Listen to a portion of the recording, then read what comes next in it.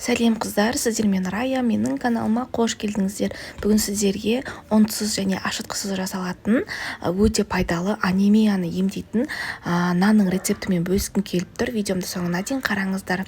Бұл нанның ерекшелігі кәдімгі қызыл чечевицадан жасалады. Қызыл чечевицаны бір түнге суға салып жібітіп қоямыз да, блендердің ыдысына салып аламыз.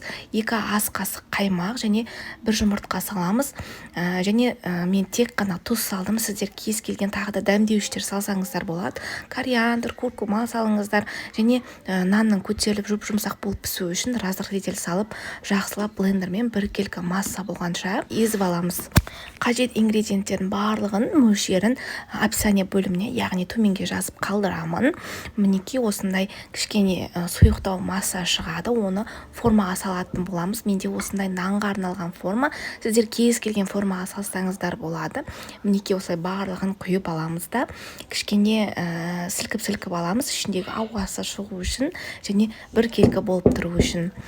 Және әсемдік үшін мен кунжут дәнін салдым. Сіздер кез келген дән салсаңыздар да болады. Асқабақ дәнін, чия дәнін салсаңыз да болады.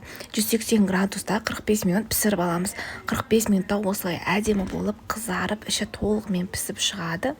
Ыстықтай кеспей, кішкене суытып алып кесіңіздер. Нәзік әрі жұмсақ тойымды нан, тойымды болғанымен калориясы өте төмен, салмақ тастап арықтап жүрген жандарға нағыз таптырмас нан. Егер дұрыс тамақтанып жүрсеңіз, дүкеннен ашытқыдан ұннан жасалатын нанды осы нанға ауыстырыңыздар.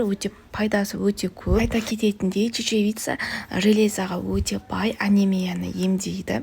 Міндетті түрде осы пайдалы нанды менің рецептімен жасаңыздар және комментарийда нәтижесімен бөлісіңіздер. Осы видеоның соңында тағы бір сіздерге өте пайдалы 2 ағзаттан тұратын нанның рецептімен бөлісемін. Ол да ұнсыз жасалады. Тек творог және овсянкадан тұрады. Осы видеоның астына сілтемесін қалдырып кетемін. Сілтемеден өтіп осы рецепті қараңыздар. Сау болыңыздар.